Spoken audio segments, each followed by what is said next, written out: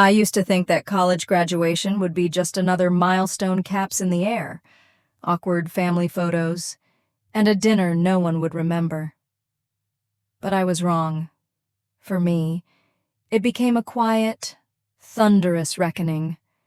My name is Megan Foster, and I'm 24. When I walked across that stage to receive my diploma, the applause didn't just celebrate my degree. It echoed something deeper, a journey paved in silence, determination and grit no one believed I had, especially not my parents. Growing up, I was always the practical one, the helper, the hands-on child. My older sister, Olivia, she was the dreamer, the darling. She spoke well, looked polished, fit into every mold of what a successful daughter should be. When it came time for college, my parents emptied their savings to send her to a top-tier university. Meanwhile, they told me, maybe college just isn't your path. Honey, you're more grounded. Grounded. That word haunted me for years. It was code for we don't believe in your potential. So I stopped expecting applause. I stopped waiting for anyone to open doors for me. And I started building my own. I enrolled in community college, worked nights fixing broken laptops, learned coding from YouTube, and pieced together a degree with duct tape and sheer willpower. No one asked how I was doing. No one knew I was about to graduate early. No one, not even my parents, realized I had created something that would soon be recognized on a national stage. Until the ceremony, until the moment they called my name first.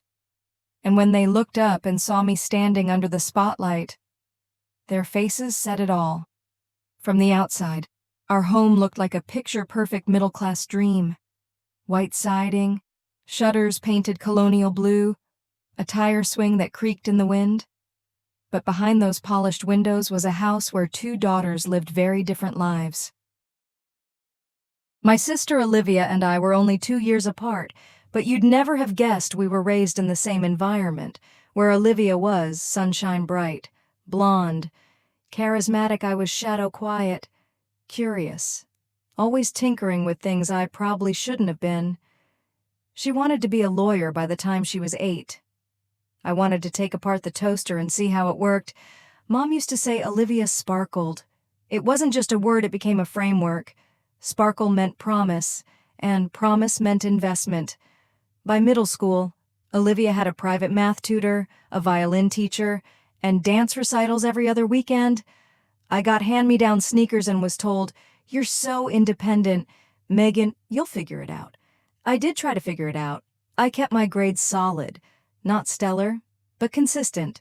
I entered the science fair and built a basic app using drag-and-drop coding tools. No one came to see it. Meanwhile, Olivia's debate team award made the living room mantle. Mom had it framed with gold trim. Even holidays had a hierarchy. On Christmas morning, Olivia unwrapped an iPad for school, while I got a $10 journal set. "You love writing." "Right," Dad said, as if he were doing me a favor. At first, I thought I just wasn't working hard enough. Maybe if I cleaned more, or got more A's, or didn't talk back when they forgot to pick me up from after-school robotics club, they'd notice, but they didn't. The truth was far simpler and far harder to accept. They had already decided who was worth backing, and I wasn't it. The only person who saw me was my Grandpa Alan, my mom's dad, a retired software engineer with shaky hands and sharp eyes. He was the first one who sat with me while I fiddled with broken devices. I still remember him placing a rusted motherboard in my lap one summer evening and saying, "Let's see if you can bring her back to life." He never asked why I liked machines more than makeup, or why I stayed in the garage instead of going to the movies with Olivia and her friends. He just watched quietly as I soldered connections and rebuilt what others had thrown away. "You're like me," he'd whisper. "You like finding out how the world really works." That meant everything to me. Because inside that house, nothing I did ever seemed to work. By high school, the gap between me and Olivia had widened into a canyon. She got a car on her 16th birthday, brand new with a ribbon on top. I got driving lessons from our neighbor and access to the family sedan, but only when Olivia didn't need it. She was already being scouted by colleges her junior year. A future leader. Her school counselor said, "I watched from the kitchen, listening to Mom brag over the phone to her friends. She's thinking Stanford or Duke. She's just got that edge." No one ever asked what I was thinking, so I kept my dreams to myself. I wanted to study software engineering, not at Stanford, not even at a fancy four-year school. I just wanted to build something of my own, but I knew better than to bring that up at dinner. The one time I mentioned the idea, Dad shook his head and said, "You'd hate sitting in front of a screen all day. You're more of a hands-on person." He didn't say it cruelly, he said it like it was fact. And maybe that's what hurt the most. They didn't hate me, they just didn't believe in me. The conversation that changed everything happened on a Sunday afternoon over roast chicken and forced smiles. We were all seated at the dining table, something that didn't happen often anymore. Olivia had just received her acceptance letter from Ridgewell University, a mid-sized but prestigious liberal arts college known for its pre-law program. She was glowing. Mom had printed the acceptance email and taped it to the fridge like a second diploma. "I knew they'd take her," Dad said proudly, "carving the chicken with extra flair. That school recognizes leadership when they see it." I smiled politely, even though I'd heard the same line all week. Olivia beamed, enjoying the moment like a spotlight she never had to earn, just stand in. "I've been thinking," I said, trying to sound casual. "I might apply to State Tech. Their software development program looks solid, and it's in-state, so affordable." Mom looked up from her wine glass. "Oh yeah, I've been researching programs that accept community college credits. If I can transfer after a year or two," Dad cut in, his tone a little too light. "That's ambitious. Meg, but let's talk about what makes sense." There it was. That phrase again. What makes sense? Mom put her fork down, gently, like she was preparing for surgery. "Sweetheart, we've been meaning to talk to you about that. About college. My stomach sank. We've decided to put our full financial support behind Olivia's education," she continued. "Ridgewell isn't cheap, and we've been saving for years to make this happen." I blinked. "Okay. So what about me?" There was a pause. Just a second. But it was the kind of pause that changes the air in a room. Dad cleared his throat. "We don't have enough for both of you, Megan. And Olivia has always had a clear path. Law school, a real career. You're still exploring." I looked down at my plate, the chicken suddenly tasteless. "But I've been taking coding courses," I said, voice low. "I've built apps. I have a portfolio." "We know," Mom said quickly, as if that made it better. "And that's great. You're very self-sufficient. Maybe you could take a gap year, work a little, and figure out what you really want. College isn't for everyone." There it was. Again. College isn't for everyone. Translation, it's not for you. I didn't cry. I didn't scream. I just nodded slowly and said, "Got it." The rest of dinner passed in a blur of Olivia talking about dorm rooms and orientation packets. My parents nodded along, already picturing her in a cap and gown, shaking hands with deans and judges. No one asked if I needed help applying for scholarships. No one offered to co-sign a loan. No one even asked if I was okay. That night, I lay in bed staring at the ceiling. The same ceiling I'd stared at since childhood. It looked different now, colder somehow, like a roof over someone else's house. I thought about Grandpa Allen, about the soldering iron he gave me, about how he once told me, "No one can take away what you know how to build." Maybe I didn't have their money, or their belief, or their approval, but I had something they couldn't see: resolve. So the next morning, I applied to community college. I didn't tell anyone. I registered for online classes in programming and data analytics. I started working extra shifts at the computer repair shop. I applied for every local scholarship I could find, even if it was just $250 here or a used laptop there. I stopped waiting to be invited to the future they were building for Olivia. Instead, I started building my own. The week after that dinner, I enrolled at Broward County Community College using what little I'd saved from the repair shop. No one asked why I was suddenly waking up at 6 a.m. No one asked why I stopped eating dinner with the family or why my clothes smelled faintly of solder and plastic. I had become a ghost in my own house, not mourned, just overlooked. My parents were too busy helping Olivia shop for college life bedding sets, a sleek new laptop, meal plans, monogrammed everything. I listened to her talk about dorm layouts and first-year mixers while I filled out FAFSA applications and browsed used textbooks online during my 10-minute work breaks. I never told them I'd enrolled in college. Not because I was trying to be secretive, but because I knew they wouldn't care. Or worse, they'd make me feel foolish for trying. Broward County wasn't glamorous.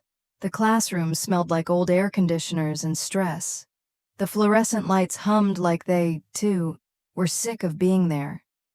Most of the students were working-class kids like me, exhausted, distracted, juggling too many shifts and too little hope. But I loved it, for the first time. I wasn't being told to aim lower, to just be realistic. I was taking intro to coding, data structures, and even a night class on Python. My instructors didn't know my last name. Didn't know I had a golden child sister or parents who'd written me off. They only saw my work, and I made sure it was good. During the day, I fixed broken desktops and helped elderly customers recover deleted emails at TechTown. At night, I watched lectures and coded through migraines, sometimes pausing only to cry silently into my thrifted blanket when the stress got too loud. Money was tight. Always.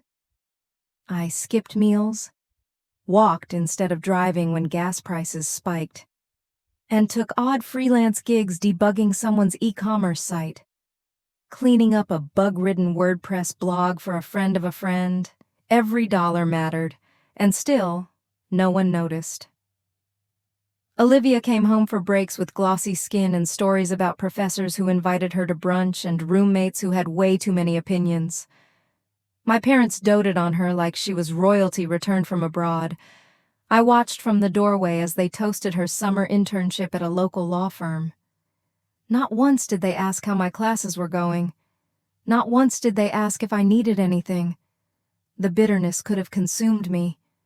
But somewhere deep inside, beneath the exhaustion and silence, something steadier had taken root resolve. I started to keep a whiteboard in my tiny room, mapping out every class, every assignment, every dollar I needed to get through the semester. I read blogs from tech CEOs who started with nothing. I bookmarked every free certification I could find, every competition I was even remotely eligible for. I became a machine, but one that was building something. Still, the loneliness crept in. It's one thing to be self-motivated. It's another to be invisible. That winter, my Grandpa Allen, the only person who ever saw me for who I was, passed away after a quiet battle with cancer. He'd been living in assisted care, and no one had told me how bad it had gotten. I found out the day of his funeral, when my mom knocked on my door and said flatly, "Grandpa's service is tomorrow morning. You can ride with us." That night, I cried harder than I had in years. Not just for him, but for the girl who no longer had anyone in the family who believed she could do anything more than make it work. After the service, I snuck into his old garage, now barely used, in a plastic storage bin beneath his workbench. I found a bag with my name on it. Inside was a rusted soldering iron, a half-repaired radio, and a sticky note. "Keep building. You already know how." It wasn't money. It wasn't a scholarship. But it was belief left behind. Quietly. from the only man who ever saw potential in the daughter no one invested in. That night, I didn't feel defeated. I felt lit, like a pilot light had just turned into a flame. By my second year of community college, I had become an expert in staying invisible. I worked at Techtown, a dusty little computer repair shop off Main Street, where I spent most evenings swapping out laptop batteries and cleaning crumbs out of broken keyboards. During the day, I took online classes, Java, systems architecture, intro to cybersecurity, usually with 2 screens open, one for the lecture and one for Googling what the professor was talking about. I lived small, ramen, thrift store hoodies, a mattress on the floor, and a shared rental with 3 other girls who thought I was just some weird loner who liked code more than people. They weren't wrong. No one asked what I was building, and I never offered. I didn't need to be seen. I just needed to keep going. Then came the day that rewired everything. Her name was Professor Dana Caldwell, and she was filling in for my online intro to user experience class while the regular instructor was on leave. Her voice was crisp, curious, and present, like she actually cared whether anyone was listening. "I want you to design something that solves a real problem," she said during the first lecture. "Not a fake app for ordering coffee. Something someone like you would actually use." At first, I rolled my eyes. Most class projects were dead on arrival, over-designed and underthought. But that night, I found myself staring at a spreadsheet of my monthly expenses: rent, books, groceries, gas, credit card minimums. My brain ran through the usual panic calculations. That's when it hit me. What if there were an app for students like me juggling school and work that could help predict financial stress before it hit an app that tracked income, due dates, textbook costs, and even flagged if you were about to overdraft or miss tuition? I called it Bare Budget. It started as a crude wireframe in Figma, just blocks and buttons. Then I added budgeting logic: if X is due on the 5th and Y job pays on the 7th, you're in trouble. It could simulate consequences: late fees, GPA risk, even credit impact. Then, solutions suggesting when to take extra shifts, cut spending, or apply for small grants. It was messy, ugly, but it worked. For once, I wasn't just building something to survive. I was building something to help others like me survive, too. I submitted the rough prototype as my final class project. 2 days later, I got an email from Professor Caldwell. "This is far beyond a class project. Let's talk. I think you're onto something real." We scheduled a Zoom call. I was nervous, fidgeting in my hoodie with wires taped to the wall behind me. But she wasn't put off by my awkwardness. She leaned in, listening carefully as I explained how Bare Budget could be used by students with multiple jobs, with irregular income, or no family safety net. "That's half my classroom," she said. "And no one's building for them." She asked me to refine it over winter break and submit it to the Midwest Student Innovation Challenge, a small but serious regional competition for app developers and college entrepreneurs. "No guarantees," she said, "but you need to put this in front of the right eyes." I worked through Christmas, while Olivia posted photos of ski resorts and shiny holiday brunches on Instagram. I rewrote back-end code in the break room at Techtown and restructured my UI based on real feedback from classmates I'd never talked to before. I was terrified, but I was also alive in a way I hadn't felt in years.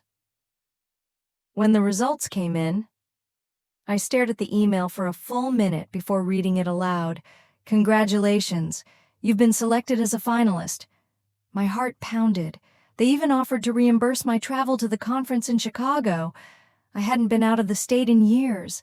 I told no one, not my roommates, not my boss, and definitely not my parents. This spark was mine. And for the first time, I felt like it could be the beginning of something so much bigger. Winning a finalist spot in the Midwest Student Innovation Challenge should have felt like a triumph. For a few hours, It did. But once the adrenaline wore off, all I could think about was how behind I was in everything else.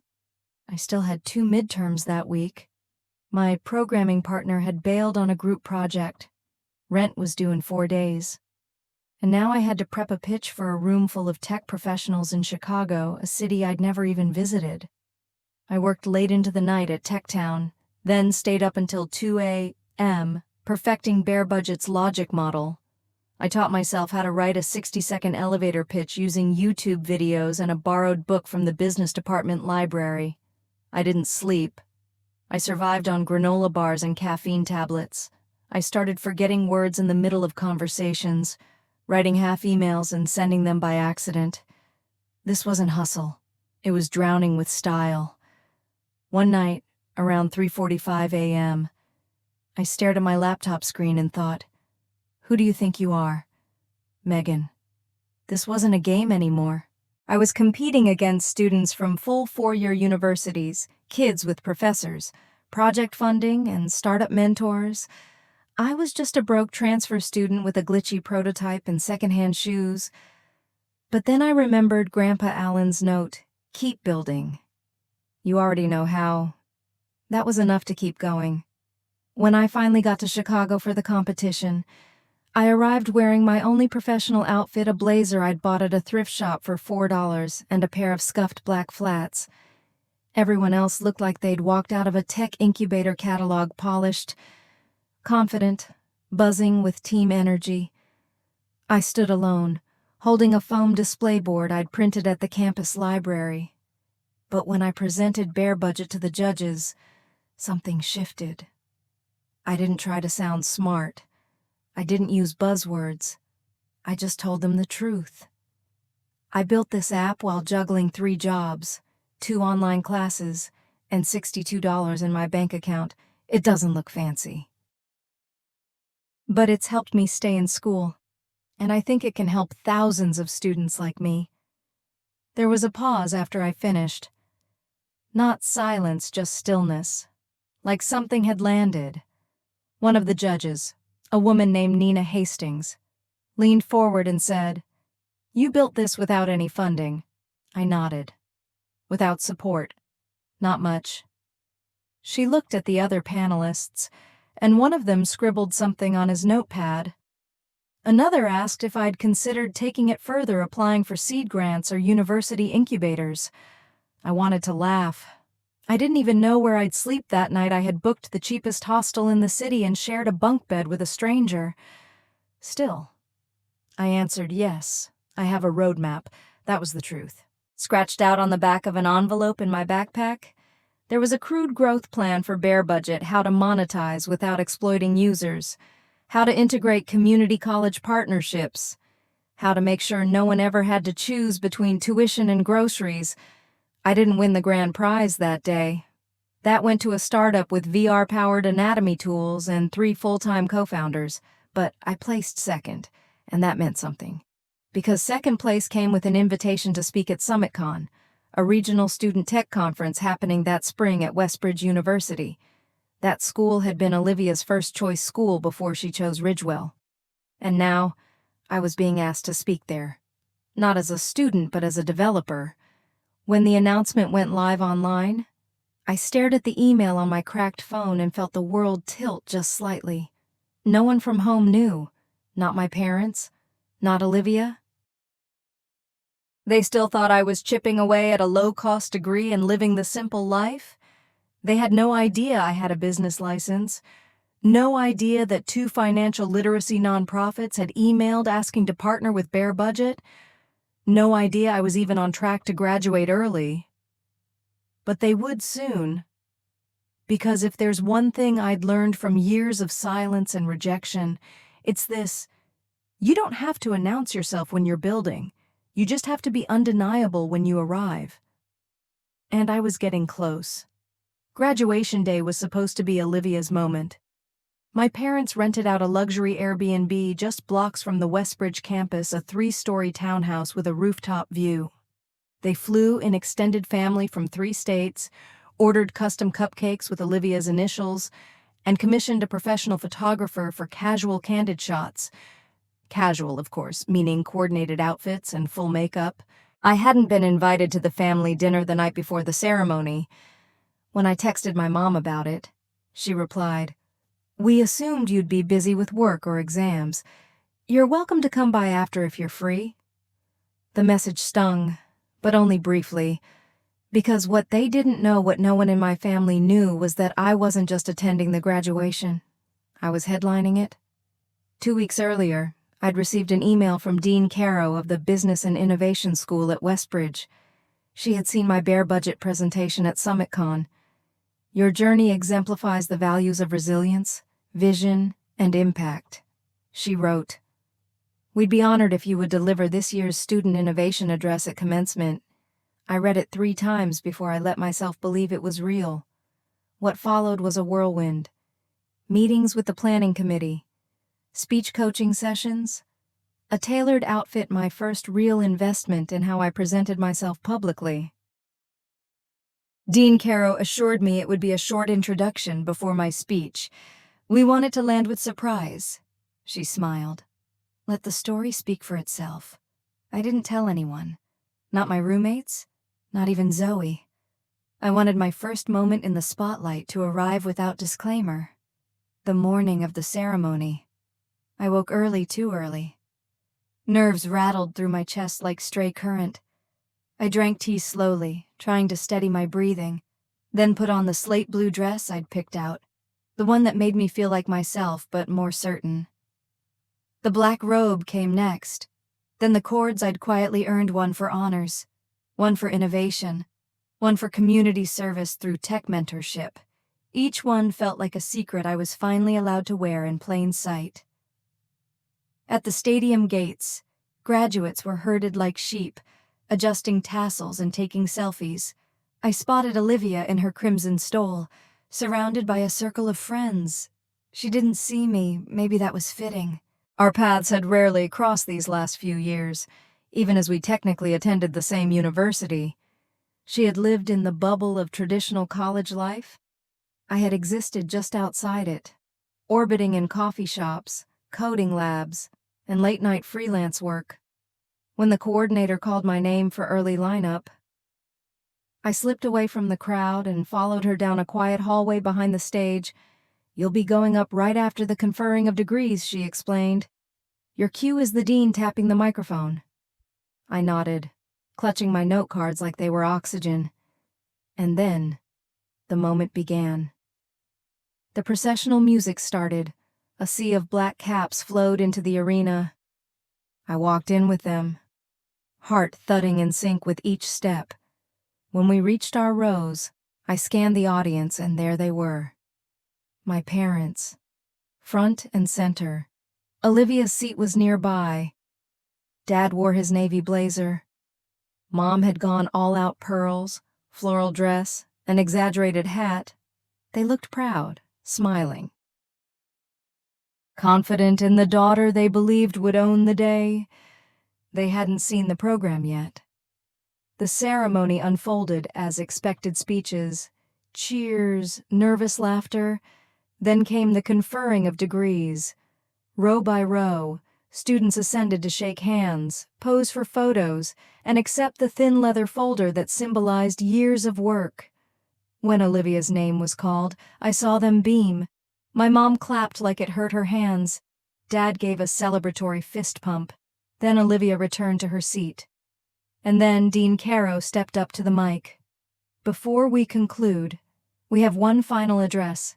This year's innovation speaker has been selected not just for academic excellence, but for remarkable vision and resilience. Her story is one of grit, creativity, and unshakable resolve." My parents straightened slightly, confused. Please welcome Megan Foster, founder of Bare Budget, winner of the Midwest Student Challenge, and recipient of the 2024 Emerging Entrepreneur Fellowship. There was a beat of stunned silence, then applause. I stood and walked to the stage under stadium lights. As I approached the podium, I stole a glance at my family. My mother's hands had stopped clapping. My father's jaw had slightly dropped. Olivia, God bless her, looked shocked, but not angry. just stunned, and maybe proud. I spoke into the mic. 3 years ago, I was told college might not be for me, that maybe I wasn't the type to fit the mold. So I worked. I learned to code by moonlight. I built something for students like me who juggle jobs, care for siblings, skip meals to pay for textbooks. I wasn't the loudest. I didn't post much, but I kept building. And today, that thing I built, it's been downloaded over 20,000 times. It's partnered with 6 community colleges. And this fall, it'll launch nationwide. The crowd clapped. Louder this time, I continued. My success isn't flashy. It's made of duct tape on grant applications and midnight ramen. But it's mine. And if there's one thing I've learned, it's that you don't need permission to become something. You just need persistence. As I concluded, the applause roared up like a wave. I looked back once more toward my parents. They were still frozen, but their expressions had changed from confusion to disbelief, to something I'd never seen before. Recognition, not pride, shock, because in their world I had always been a quiet footnote, and now I was the headline. After the ceremony, there was chaos hugs, photos, flowers, students reunited with their families, laughter and congratulations echoing through the arena. I didn't rush to them. Instead, I walked calmly to a waiting group of professors and friends-people who had supported me when no one else did. Then I felt a hand on my shoulder. It was Olivia. Her eyes were wet. "Why didn't you tell me?" she whispered. I shrugged. No one ever asked. She hugged me hard. When we finally reached our parents, the silence was awkward and heavy. My dad cleared his throat. "Megan, that was unexpected." I smiled. "For you." "Maybe." Mom tried a fragile smile. "Why didn't you invite us to anything?" I looked her in the eye. "You never came to anything before." She opened her mouth, then closed it again. I wasn't cruel, just honest. I didn't owe them an apology for thriving without their belief. That night, Olivia and I skipped the big party at the Airbnb and joined my mentor, Professor Caldwell, and a small group of my peers at a rooftop dinner arranged by the university. Zoe was there, too, grinning ear to ear. Professor Caldwell raised her glass. "To Megan," she said, "who built something from nothing and proved that pressure doesn't crush diamonds, it makes them." Everyone toasted. And for the first time in years, I felt something I hadn't felt in a long time. Not pride, not relief, peace. Because now there was no hiding, no explaining. I was exactly where I was meant to be. Later that evening, I did go to the house my parents had rented, not because I needed to, but because I chose to. It was packed. Laughter spilled from the patio. My aunts and uncles, who hadn't seen me in years, stood around the backyard fire pit with glasses of wine. Inside, the kitchen counters were lined with catered trays, party favors, and cupcakes topped with gold glitter OS for Olivia. When I walked through the door, conversation slowed like someone had hit mute on a remote. Olivia, who'd arrived a few minutes earlier, immediately came over and gave me a warm smile. "I told them you might swing by," she whispered. "They didn't believe me?" Mom spotted me next. She froze, her wine glass midway to her lips. Then she smiled the kind of brittle, forced smile people wear when they know they're too late to fix something but are desperate to appear composed. "Megan," she said, walking over like I was a long-lost relative instead of her daughter, "you were spectacular today. We had no idea you were doing all of that." "I know," I replied calmly. She blinked. Dad joined us, a plate of food in hand. "You've been busy," he said with a hollow chuckle. "Why didn't you ever tell us about all this?" I looked at him for a long moment, then said, "Would it have made a difference if I had?" He hesitated. "Of course. We would have supported you." "You mean the way you supported Olivia?" I said, not bitterly. Not loudly, just plainly. My voice didn't rise, but the room seemed to go quieter. Aunt Rachel, who had overheard, cleared her throat and muttered something about checking the dessert table. A couple of cousins exchanged awkward glances. Olivia stepped beside me then, breaking the tension. "I think it's time we stop pretending we didn't all see the favoritism," she said clearly, looking at our parents. I didn't want to believe it growing up, but it's real. It happened. Mom's face flushed. "We did the best we could." "No," I said. "You did the best you were willing to do for the daughter you believed would succeed. You made a bet, and you didn't bet on me." Dad started to say something, some kind of protest, but stopped himself. For once, maybe he realized that no amount of backpedaling could rewrite the story now unfolding around him. Uncle Terrence stepped forward from the doorway. "Megan," he said slowly, "what you've done is incredible.